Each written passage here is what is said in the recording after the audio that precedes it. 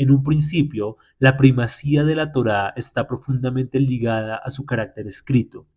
Más allá de cuándo se escribió exactamente, se trata de una ley escrita, una ley que no es apenas un texto religioso, sino una constitución civil e histórica, que pretende regir todos los aspectos de la vida del pueblo y explicar por qué esa ley debe regir sobre ellos.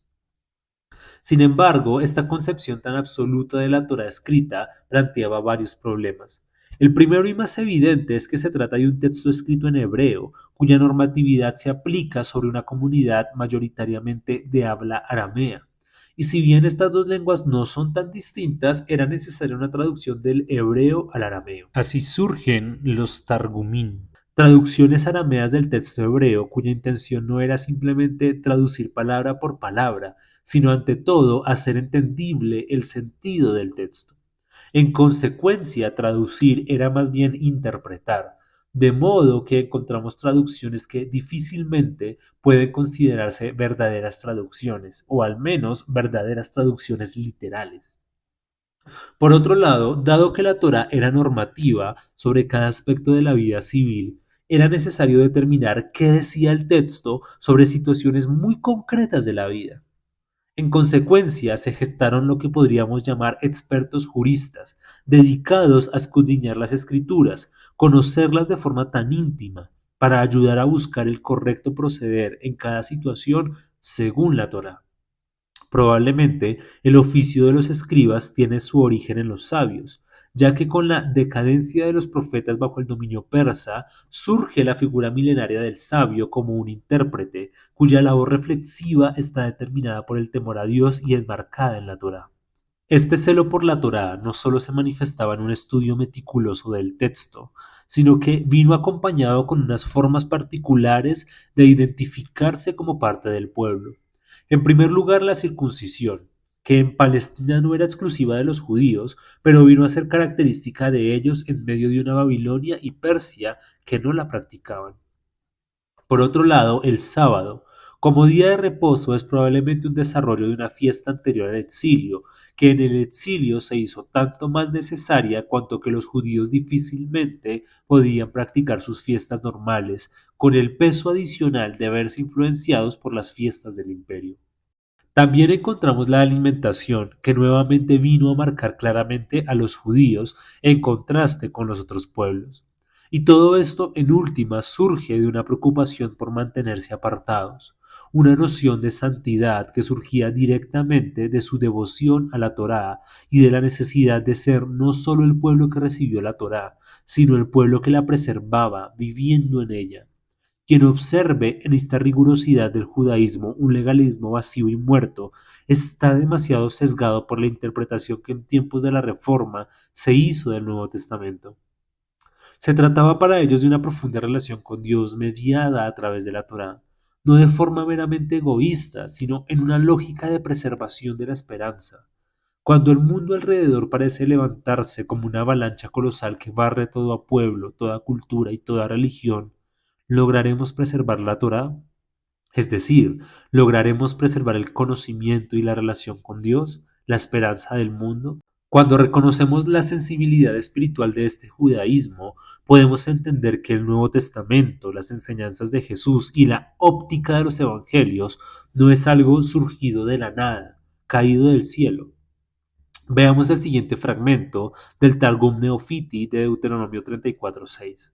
Bendito sea el nombre del Señor del universo, que nos ha enseñado sus caminos justos, nos ha enseñado a vestir a los que están desnudos, habiendo revestido él mismo a Adán y a Eva.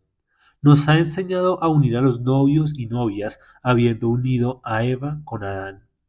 Nos ha enseñado a visitar a los enfermos desde que se apareció en la llanura de Mambré a Abraham, que sufría aún por la herida de la circuncisión. Nos ha enseñado a consolar a los que guardan luto, desde que se apareció en cierta ocasión a Jacob, al volver a Padán, en el lugar donde había muerto su madre. Nos ha enseñado a alimentar a los pobres por haber hecho descender el pan del cielo para los hijos de Israel. Nos ha enseñado a sepultar a los muertos desde la muerte de Moisés. Y así como los ricos que ponen la mesa ante su puerta para alimentar a los pobres y a quienes se les perdonan las culpas como si ofrecieran un holocausto sobre el altar. Y comparemos dicho fragmento con los siguientes textos de Mateo. Porque tuve hambre y me disteis de comer, tuve sed y me disteis de beber, fui forastero y me recibisteis estando desnudo y me vestisteis enfermo y me visitasteis en la cárcel y vinisteis a mí. Habéis oído que se dijo, amarás a tu prójimo y odiarás a tu enemigo. Pero yo os digo, amad a vuestros enemigos y orad por los que os persiguen, para que seáis hijos de vuestro Padre que está en los cielos, porque Él hace salir su sol sobre malos y buenos, y llover sobre justos e injustos. Porque si amáis a los que os aman, ¿qué recompensa tenéis? ¿No hacen también lo mismo los recaudadores de impuestos? Y si saludáis solamente a vuestros hermanos, ¿qué hacéis más que otros? ¿No hacen también lo mismo los gentiles? Por lo tanto, sed vosotros perfectos como vuestro Padre Celestial es perfecto. Las buenas obras en este contexto son más que simplemente un buen ejemplo ético. Se constituyen en una participación del carácter de Dios y por ende son sólo posibles en el marco de una cercanía con Dios que le permite al ser humano actuar como Él actúa. La Torá no es un texto escrito con leyes simplemente, es una expresión de la voluntad de Dios y al mismo tiempo medio de relación con Dios. Es un texto vivo que le permite al pueblo entrar en relación con Dios, hacer penitencia delante de Él, ayuno, reconocer su carácter justo, obras de justicia, y desmarcarse de los otros pueblos, a raíz de su identidad derivada de la relación con Dios y no con los otros pueblos, marcas del pacto. La monarquía, junto con la profecía, fueron las instituciones más importantes luego del periodo de los jueces y antes del exilio, teniendo claro que es difícil llamar institución a los profetas. Sin embargo, luego del regreso de Babilonia fue imposible restaurar el linaje de David. Ello hizo que la monarquía entrara en descrédito y si acaso era una autoridad administrativa y poco más. Es así que en ciertos círculos surge la esperanza de un resurgimiento del linaje de David, un heredero legítimo de los antiguos reyes de Judá, a través de quien el pueblo de Israel vuelva a surgir como un gran reino independiente. Hay atisbos de cierto carácter semidivino en el Mesías, pero pretender que este Mesías intertestamentario fuera divino es falso, tanto como afirmar que este judaísmo tenía como su centro la figura del Mesías. El templo de Jerusalén fue reconstruido en el 515 a.C.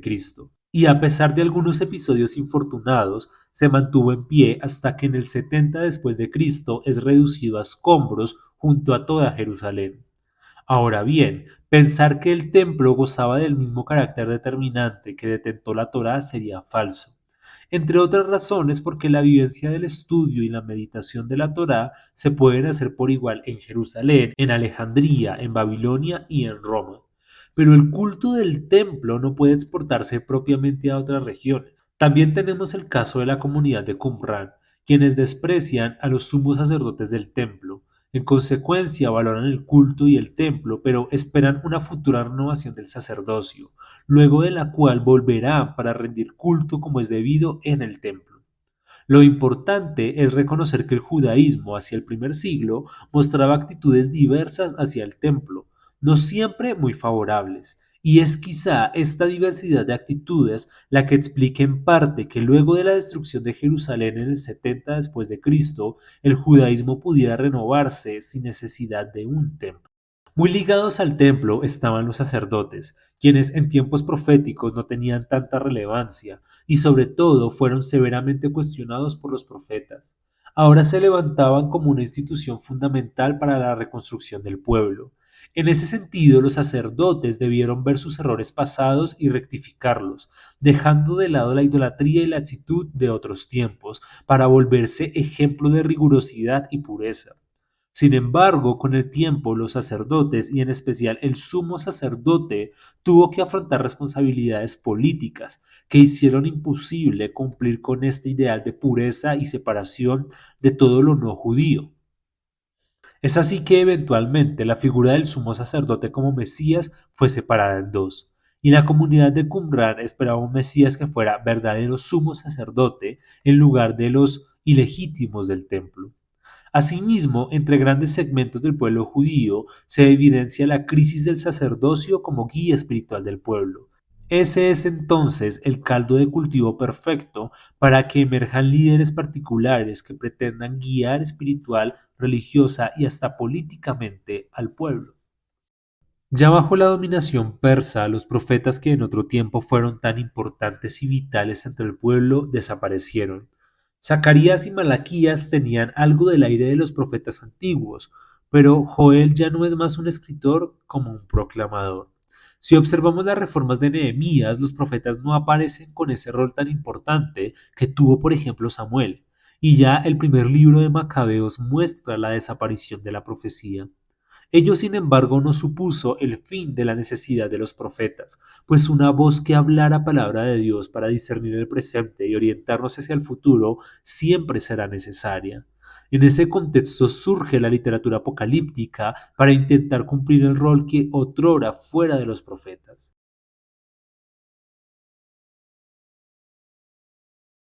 A veces pareciera que la imagen que el Nuevo Testamento nos deja del judaísmo era la de un colectivo xenófobo, que consideraba a los no judíos como animales. Sin embargo, como hemos intentado mostrar una y otra vez, el judaísmo del primer siglo era tanto más complejo cuanto más vital. La realidad es que el judaísmo ya desde tiempos del exilio se vio contrariado entre dos realidades. Por un lado, Dios para ellos no era simplemente un Dios nacional, era el único y verdadero Dios. Y en ese sentido es Dios sobre los judíos tanto como sobre los persas, los griegos y sobre cualquier cosa creada. Sin embargo, los judíos también estaban convencidos de su singularidad como pueblo y de su posición distinta para con Dios.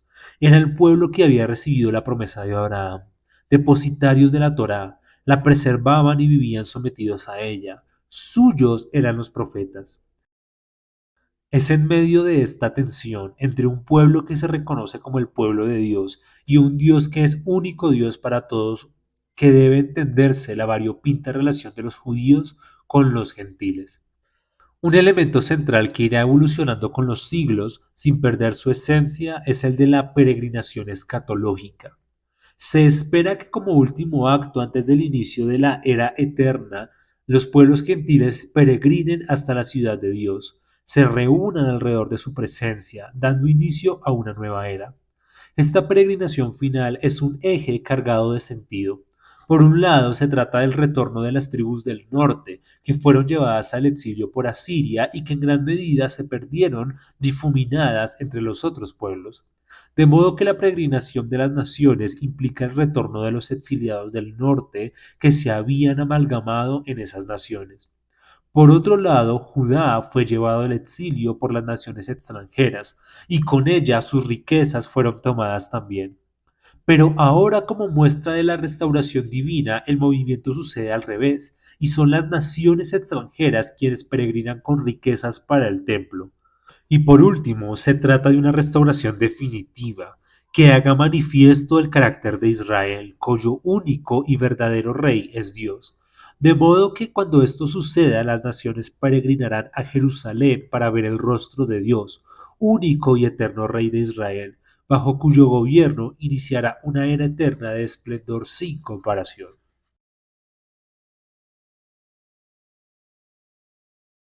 Leyendo el Nuevo Testamento podríamos tener la impresión de que el mundo judío de Jesús estaba dividido entre sus seguidores y los fariseos, pero no era así. La realidad es que antes del año 70, cuando Jerusalén es destruida, existían una enorme cantidad de movimientos y matices dentro del judaísmo palestinense, que si ampliamos la mirada al judaísmo de la diáspora, ya se hace inmanejable el asunto. Luego del año 70 después de Cristo, los fariseos, para quienes su identidad no estaba tan ligada al templo como la de los saduceos, se convierten en los precursores de una nueva transformación del judaísmo que va a dar lugar a lo que conocemos como el judaísmo rabínico. El Talmud o la Mishnah son textos propios del judaísmo rabínico. Estos textos recogen tradiciones del judaísmo del primer siglo antes y después de Cristo, y en ese sentido nos sirven para comprender su contexto. Pero este ejercicio debe hacerse con pinzas, ya que al fin y al cabo son textos que corresponden a un judaísmo posterior, y si no tenemos cuidado terminamos con una imagen totalmente anacrónica. De hecho, varios textos judíos escritos en griego van a ser desechados por esta renovación del judaísmo rabínico, y van a ser las iglesias cristianas de habla griega las que van a preservar varios de esos textos. Para finalizar este primer video sobre el periodo intertestamentario, veamos unos párrafos de la pluma de Claude Tassin. El pueblo judío no coincide con el antiguo Israel, tanto en su geografía como en su régimen político, que por otra parte resulta secundario respecto a la configuración socio-religiosa que se va imponiendo con lentitud. Paradójicamente, mientras que el territorio judío es muy pequeño, es en este momento cuando el judaísmo adquiere su mayor extensión, hasta convertirse en una amplia diáspora. El lugar indiscutible de la Torá, común a todas las fuentes por las que alcanzamos al judaísmo de esta época, no significa ni mucho menos una uniformidad de interpretación. Reflexión sobre los atributos de Dios, desarrollos angeliológicos, especulaciones apocalípticas, respuestas diversas que se ofrecen sobre el problema del mal, aceptación o rechazo de la idea de la resurrección, influencias literarias de diversos tipos, esperanzas mesiánicas o deseos de que lleguen los profetas en los últimos tiempos. Todo esto resulta difícil de armonizar a nuestros ojos y denota un fraccionamiento increíble de tendencias.